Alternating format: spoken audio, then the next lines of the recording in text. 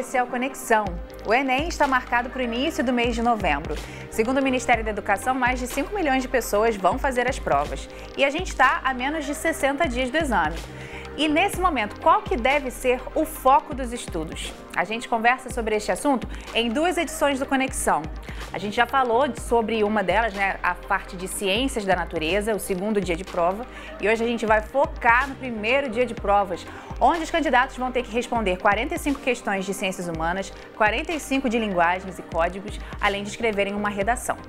Hoje, quem é que veio nos ajudar? Rodrigo Rodrigues, professor de Geografia, especialista em Educação e Gestão do Conhecimento, o professor Noslen, de Redação e Português, e também Roberta Luz Viana, que é professora de História. Gente, obrigada por estarem aqui com a gente. Deve ser uma doideira a sala de aula nesse momento, né? Como é que tá, assim? Vamos começar com a Roberta. Como é que tá, né? A gente já tá em setembro, 2 meses para a prova. A galera já começa a ficar meio... Desesperada. Basicamente. Tá chegando aí. Eu não vi tudo, então me explica tudo, né? Chega esses momentos assim. Mas a gente pede para eles manterem a calma nesse momento, não achar que dá para aprender tudo, né, em tão pouco tempo, mas tentar relembrar aqueles conteúdos que eles já trabalharam, já estudaram, já tá ali em algum lugarzinho, eles só precisam exercitar mesmo, fazer mais exercícios, dar uma olhada naqueles conteúdos que ainda não estão tão fortes e a gente vai tentando fazer mais...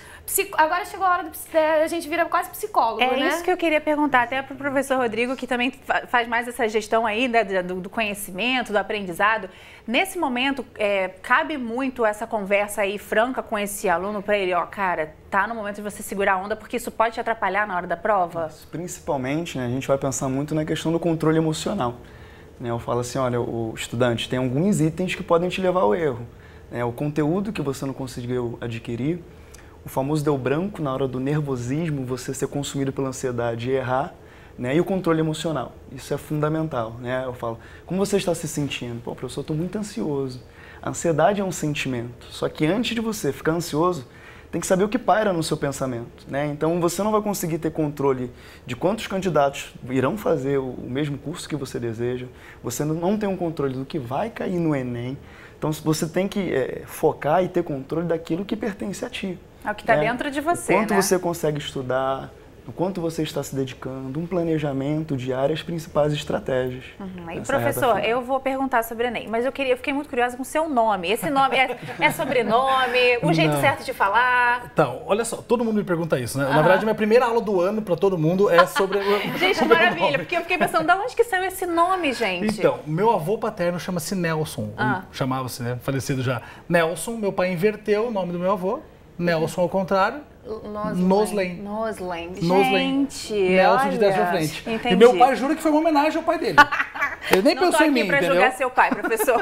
Ele nem pensou em mim. Ele falou, Noslen. Mas eu acho que é um nome ótimo, assim, a gente não esquece nunca mais, né? Noslen, tem esse lado. Hoje em dia, então, falou língua portuguesa, Noslen. Maravilhoso, ficou fácil agora que de bom. gravar, né? Então tá, vamos voltar pro Enem, que eu já esclareci minha dúvida aqui. Quando a gente pensa na prova aí, né, de redação, né, e também a língua portuguesa, nesse momento de 60 dias antes da prova, o que você direciona para esse aluno? Então, claro que o aluno que já está se preparando, né? Sim, o aluno que está o ano todo nesse preparo, é importante ele pensar o seguinte. Primeiro, vale a pena ele não baixar a guarda, porque às vezes acontece isso também, né? A ansiedade, tudo isso que está rolando, que os meus colegas já falaram, pode fazer com que o aluno baixe a guarda, e meio que pare de estudar. Não. Achar que está preparado. Isso, tem que continuar mantendo. E como que ele mantém isso? Fazendo exercício. Então, fazendo exercício, tirando as últimas dúvidas. Em redação, especificamente, vale a pena ele continuar produzindo redação. Sempre produzir pelo menos 2 redações na semana, entregar para o seu professor, receber a correção. Por quê? Redação é prática. Né? A redação é a prática da língua portuguesa. Então, quanto mais ele praticar, melhor para manter. Porque agora a ideia é manter o que já vem fazendo. Tudo que a gente quer aprender, ele aprendeu.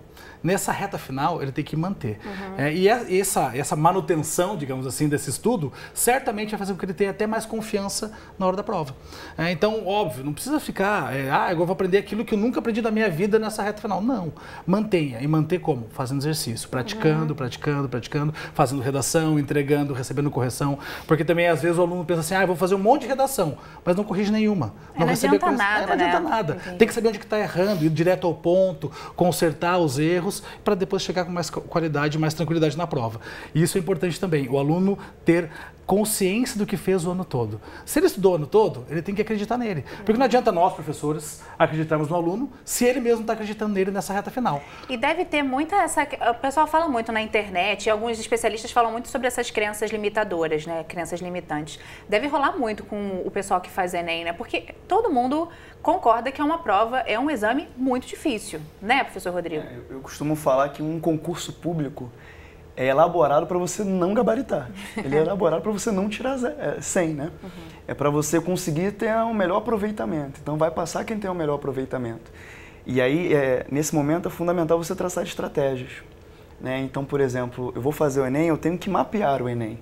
Como eu vou fazer uma prova de geografia no Enem sem saber qual o conteúdo recorrente, né? Qual o peso dessa disciplina, qual a recorrência dela e outra, qual a minha dificuldade?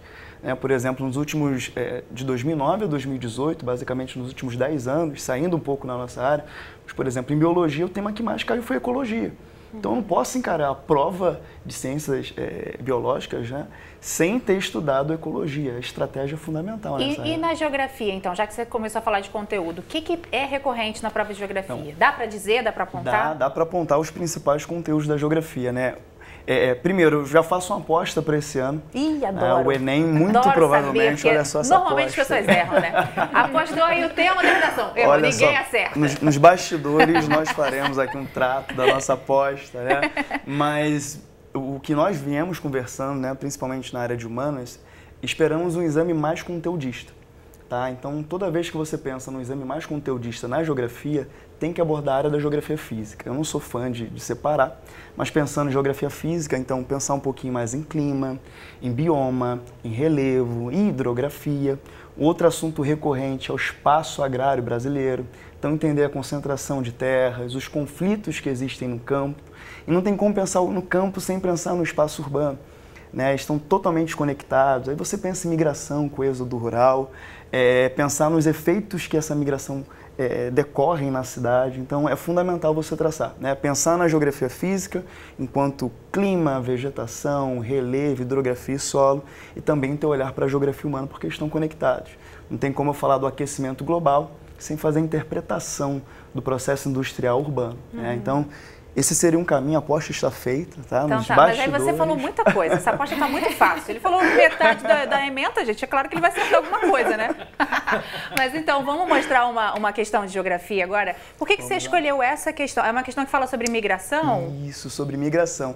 Bom, essa questão teve uma classificação nela bem específica, né? Muitos alunos erraram. Mas né? ela então, ela difícil? foi classificada como uma questão difícil. Tá? E aí, poxa, professor, a prova está difícil? Nós nunca achamos, né, uma prova difícil. Ainda mais quando eu elaboro. Não, minha prova está fácil, depende do que você estudou. Né? Então, você pensar, poxa, professor, essa prova foi difícil? Essa questão é classificada como uma questão difícil? Não é aquilo. Se você tiver o conteúdo, você consegue resolver a questão por diversos aspectos, né? Então, é uma questão que fala sobre a migração e fala sobre um recorte. Tá? É importante, você olha uma questão de geografia, primeiro, tem fonte? Tem uma fonte, então a fonte vai me situar no tempo que ela ocorreu e de onde vem, é de um blog, é uma charge, é um conteúdo científico, né? E essa questão, no caso, ela traz um fator científico, tá? E ela detalha aí pra gente, será que eu consigo mensurar daqui? Eu tenho lá de cabeça. Fenômeno de mobilidade populacional. Isso, me ajuda? Vem desde as últimas décadas do século XX. Será que eu posso ler só o coisa ao invés de ler o texto todo? Você precisa do texto todo? Então vamos lá. A redefinição dos fluxos migratórios internos no Brasil no período apontado no texto tem como causa a intensificação do processo de... Ótimo. Então, olha só. O texto ele faz um recorte das últimas décadas aí do século XX. Então, vamos pensar a partir dos anos 90. Historicamente, a população brasileira ela vai se deslocar do Nordeste, sentido Sudeste, principalmente a partir de 30, né? A professora de História vai me ajudar falando do período da industrialização de Vargas. Então, o Sudeste ele é muito atrativo. Nós temos aqui Rio de Janeiro e São Paulo como as duas maiores metrópoles do país, né? O Brasil é o 6º maior país do mundo. Estamos agora na 2ª maior metrópole do nosso país. Então, aqui se tornou muito atrativo, por diversos fatores. Só que a partir dos anos 90, já não é mais tão interessante vir para uma cidade grande. E aí você observa o crescimento das cidades de médio porte, tá? Até 500 mil habitantes. A gente vê no interior de São Paulo esse crescimento, né? No interior de São Paulo, a gente pode pegar a Bahia, que eu gosto muito do Nordeste, pode pegar a Feira de Santana na Bahia, que vem recebendo muitas indústrias. E aí você volta lá atrás. Por que houve essa intensa migração para o Sudeste? Olha, as indústrias geraram empregos. Então viemos para o Sudeste atrás de emprego. E a partir dos anos 90, as indústrias saem do Sudeste.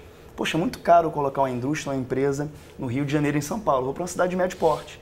E o trabalhador percebe isso e se desloca novamente. Ah, então essa é a resposta para a questão. Há uma desconcentração industrial, a indústria não está mais preferindo a cidade de grande porte. É a letra D, então, letra D, né? Desconcentração da atividade industrial. A indústria está se instalando na cidade de médio porte, a cidade de médio porte cresce, o custo de vida é menor e eu me desloco pelo território. Aí eu percebo, professor, não sei se eu estou certa, que esse aluno precisa ter essa visão histórica, geográfica, de mundo, mas também saber ler esse texto, né, e contextualizar aí dentro da realidade, né? Acho que não é à toa que tem no mesmo dia linguagens e humanas, né?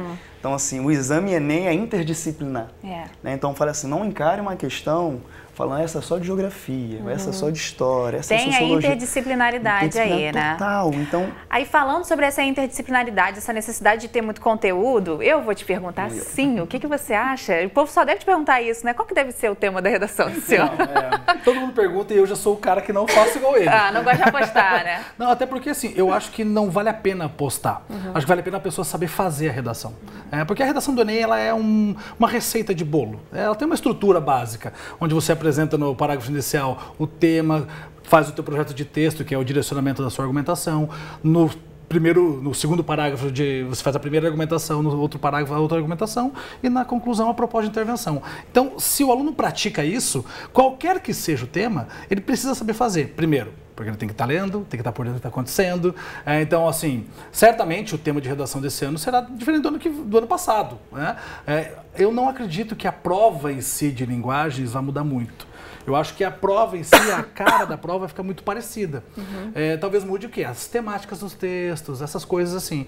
Mas não, talvez ainda acho que esse ano ainda não vai ser tão conteudista como o professor Rodrigo falou aqui. Mas essa pode ser uma aposta, né? Já fez, hein? Quem que vai ganhar essa aposta? Aqui a gente tem testemunha. Eu acho que ela ainda não vai ser tão conteudista. Eu acho. Mas pode ser que eu me engane, né? Mas a princípio eu acredito não. Pensando no quê? Pensando que o INEP já tem todo um banco de questões do ano passado, ele fez a prova no primeiro semestre desse ano. Então, por exemplo, tema de redação, tem que olhar o primeiro semestre desse ano e o segundo semestre de 2018. É daí que vem o tema de redação. É nesse período, é nesse ano, né? Meio do ano passado e meio desse ano. Então, por exemplo, uma aposta minha de redação... não resistiu. Vai lá, Ana Zoe. Eu levantei a bola agora, né? A importância da vacinação. Teve uma campanha do Ministério de Saúde sobre a importância da vacinação e, devido a isso, algumas doenças voltaram a aparecer no Brasil. É uma boa aposta. Sabe o que eu acho que pode cair? Não tenho nada a ver com essa área. Vamos lá, mais uma aposta aqui. Alguma coisa de crise migratória, porque né, o mundo todo está migrando para lá e para cá e eu não lembro se há poucos anos caiu. Será que já caiu? Caiu uma coisa sobre o Haiti, mas foi 2015 isso. Então tá. Então essa fica a minha aposta. Você vai pensando aí, professora, depois você fala. Mas você trouxe uma questão, né, professora? Por que você escolheu essa questão aí para poder comentar com a gente? Bom, falando sobre os temas mais recorrentes também, tem um tema que aparece há mais ou menos uns 10 anos em todas as provas do Enem, que é a escravidão. Que no caso a nossa sociedade ela é formada e pautada na escravidão e não tem como a gente pensar em Brasil sem falar em escravidão. E aí, por isso, eu selecionei essa questão. Tem outros temas também que caem muito. Segundo reinado, e aí a escravidão está dentro do segundo reinado, porque os 2 reinados que a gente teve tinha escravidão, né? Apesar dela acabar no segundo reinado, o segundo reinado foram 40 anos aí de escravidão. Então, ela pautou também esse momento histórico e é uma marca da nossa história, né? Não dá pra gente dissociar uma coisa da outra. E essa questão é difícil? Ela é considerada difícil, a quantidade de acertos foi bem pequena, inclusive, e eu acho que é mais por essa questão da interpretação de texto, que falta muito, né? E o Enem, principalmente em história, os textos, eles são fundamentais. Então, eles têm que estar associados à questão e à resposta. Então, eles acabam sendo uma forma de ajudar o aluno, de fato, a resolver aquele conteúdo.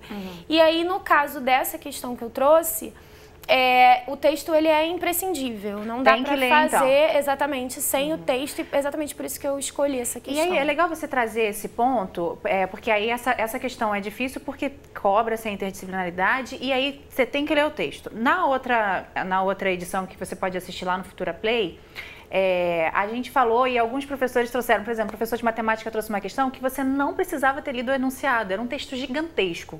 Na prova de humanas, acontece isso também, de alguns textos não seja necessário você ler mesmo? Não. Tem que ler? Tem que ler. Assim, claro que em alguns casos até daria para você fazer a questão sem ler o texto, mas são poucos os casos. A maioria, o texto é completamente necessário e hoje em dia eles têm que estar ligados, inclusive, na hora da elaboração da prova, eles pedem para as pessoas que estão elaborando que o texto esteja ligado, porque às vezes colocavam uma imagem que era só assim, fazia uma questão de JK e botava o rosto do JK. E assim, eles falam, não, isso não está ajudando a pessoa a fazer uma questão, né? Então, hoje em dia, para a confecção do Enem, para a elaboração da prova, tem que estar ligado, de fato, ali ao texto, a imagem, a charge, aquilo que a questão está pedindo. Aí, nesse caso, professor Noslen, como é que faz? Porque você tem que ler uma pá de textos e você tem uma prova gigante, você tem pouco tempo. Eu falo para os alunos que é praticamente uma maratona, né, em mínimo tempo de tempo de prova, assim. E é uma coisa que, assim, é uma atrocidade com os alunos, vamos combinar. É muito cruel esse Enem, É cruel, gente. é cruel. Eu acho. E eu acho muito complicado bem por isso, porque é isso que o prof falou. Antigamente, algum tempo atrás, tinha essa questão, tem um texto grande e não precisa ler. Não tem mais isso já há alguns anos. Então, assim, em língua portuguesa, história, geografia, tem que ler todos os textos. Você tem 45 em língua portuguesa, vamos lá, 40, tirando esses 5 de língua estrangeira moderna, né? Tem 40 questões para ler. Todos os textos são importantes. As alternativas também são textos, então são mais 5 alternativas em cada questão, sem contar o enunciado da alternativa. Não tem o que fazer, sabe? É assim, tentar fazer sempre aquela que o aluno bateu o olho, leu, entendeu a questão, responde, vai para a próxima e não volta naquela mais. Porque, assim, se você voltar, primeiro que você vai perder um tempo, você corre o risco de, por causa do cansaço, lá do final da prova, desmarcar o que está certo e marcar o errado. Então, assim, o grande lance pegou a prova, vai lendo ali em sequência. Lê o texto, entendeu a proposta, entendeu a pergunta, tem certeza? Marca e vai para a próxima. E segue a vida, né? Segue a vida, vida que segue. Entendi. Esquece aquela que já foi. Vai fazendo, tá difícil a questão? Pula. Vai para a próxima. Deixa para trás mesmo. Deixa para trás mesmo. Porque o que acontece? Tem toda a teoria de resposta ao item que o Enem também cobra, que vai contemplar isso. Então, de certa forma, vale a pena ele fazer isso para ele ter o máximo de questões certas possíveis. Porque a prova entende se você chutou ou não, né? Além entende. de tudo, essa prova é inteligente ainda, ela né? ela tem esse problema ou essa solução, não sei. Né? Ainda não cheguei a uma conclusão sobre isso. Vamos ver a questão que você trouxe.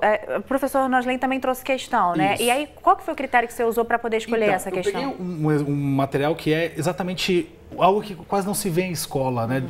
Assim, desde você pegar desde o começo do ensino médio até o final, você quase não vê, que é a teoria da comunicação. Que vai ver só realmente nos anos finais lá do ensino médio, que é a parte de funções da linguagem. Essa questão ela é bem complexa. Por quê? Porque ela traz 2 textos, onde você vai ler o texto e nada fala sobre função da linguagem. Você tem que perceber na questão que eles estão cobrando isso. Tá na entrelinha, então. Tá na entrelinha. Eu até deixei marcado já a resposta ali para ficar mais fácil para você perceber, porque o que acontece? O texto 1 fala sobre a gramática. O texto 2 também fala sobre a gramática de uma outra forma. Então, os 2 textos falam sobre a palavra em si. Os 2 discutem a mesma coisa, um de uma forma mais objetiva, outro de uma forma um pouquinho mais, digamos, mais poética. Só que os 2 discutem a mesma coisa. E aí ele quer que você, nas alternativas, identifique qual função da linguagem está sendo mais comum entre os 2 textos. Então você tem que comparar os 2 textos. Isso, só que o aluno não consegue perceber que ele quer falar de função da linguagem, porque ele não fala isso no enunciado. Ele não fala qual a função da linguagem está no texto, ele fala qual função tem em comum entre os textos. Qual função pode ser qualquer coisa. Até para que o texto serve, Exatamente. né? Então, se o aluno não estudou função da linguagem alguma vez na vida, ele não vai saber resolver essa questão. Entendi. Então, é uma questão bem complexa, bem difícil, e ela realmente é considerada difícil pela teoria de resposta ao item. Então, ele fala, nas alternativas, ele coloca várias explicações sobre as funções da linguagem, mas não coloca o nome das funções da linguagem. E então o aluno tem que perceber que ela trabalha com metalinguagem, que é essa ideia da palavra falando sobre a palavra, e na alternativa B, que ele explica exatamente isso. Caramba, esse aí é realmente quem Essa acertou, esse cara estava preparado, Sim, então, né? Esse tava. Aí, ainda falando sobre a questão do tempo, que eu acho então que é algo que a gente pode usar esses 5 minutos finais para poder abordar. A gente já ouviu a opinião do Noslen, eu queria ouvir a opinião de vocês também. Tem que ler a prova toda, não tem jeito. O que você indica para os alunos, professora? Até nessa questão que eu separei, eu sempre indico que os alunos leiam primeiro o enunciado da questão antes de ler o texto. Por quê? Porque aí eu acho que o aluno ele já está matando um tempo ali, entende? Porque ele já vai para o texto sabendo o que a questão quer dele.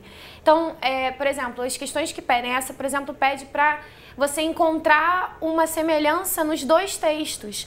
Então, você já vai olhar a questão procurando uma semelhança nesses 2 textos.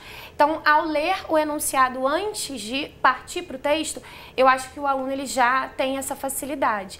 E uma outra coisa é fazer exercícios e provas antigas e sempre com algo que eu acho também muito importante, que é você atuar nos seus erros. Até já foi falado aqui um pouquinho, mas eu acho que é muito interessante que os alunos entendam o porquê eles erraram, aonde está o erro, porque a partir do momento que você vê onde está o seu erro, aí é que você não repete. Porque se você só vê assim, acertei, errei, ele não sabe o que ele errou, e aí se cair a mesma questão, ele pode errar novamente, porque ele não sabe aonde que ficou o erro dele. Então, o ideal é que eles atuem nos erros e, principalmente, entendam o que a questão está querendo deles. E aí, quando você vai para o texto, você já consegue ir procurando aqueles que são os pontos mais importantes para você fazer a questão. E professor Rodrigo, agora que nessa reta final vale a pena, além de fazer as provas anteriores, também vale a pena fazer simulados, incrementar essa parte do estudo também? Até o pessoal que me acompanha, né, no GEO Brasil, eu falo, olha, é importante o GTP, que é o gerenciamento de tempo de prova.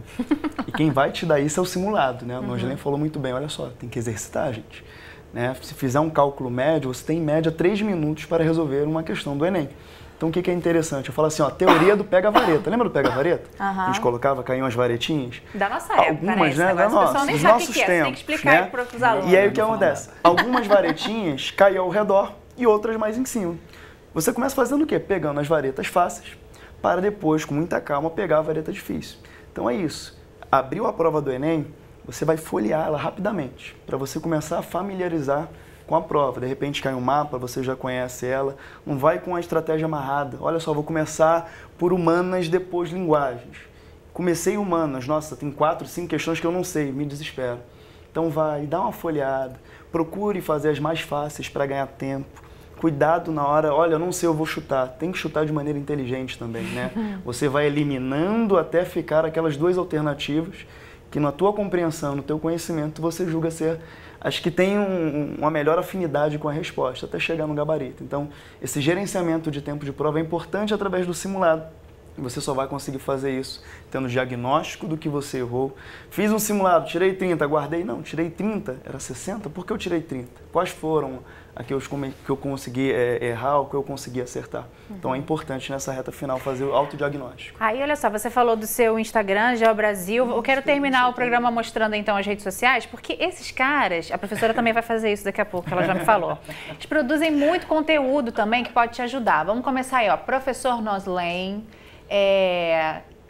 @professor Noslen no Instagram. Mas o YouTube dele também, gente, bombadíssimo, sabe? Vocês vão hoje lá. Está com 2.290.000. Olha só, o povo está estudando. Pierre, nosso diretor aqui, o filho dele estuda pelo Noslen. Já conhecia o professor já. Pierre nem está estudando para Enem, mas já conhece o Noslen. Então essa tá aí a rede do professor. O professor também, Rodrigo, é o GEO Brasil, é isso? Brasil, @GeoBrasil também, no lá Instagram, no Instagram. Também. E a professora, ela ainda não tem, mas eu já estava conversando aqui com ela, que a gente precisa dela. Professora Roberta, daqui a pouco você vai ver, pro próximo Enem ela já vai te ajudar online, eu tenho certeza. Gente, ó, muito obrigada pela conversa, viu? A gente aqui Muito obrigada, viu? A gente aqui no Conexão sempre está falando de Enem, a nossa ideia justamente é te ajudar do que for possível, também vibrando aí para que você consiga, viu? Então lá no nosso Futura Play, ó, só você acessar que tem várias entradas com vários professores e professoras dando dicas. Estude, mas também pega essas dicas que também são importantes para a sua estratégia, viu? Obrigada novamente, voltem sempre. A você de casa, obrigada pela sua companhia, um beijinho e até a próxima.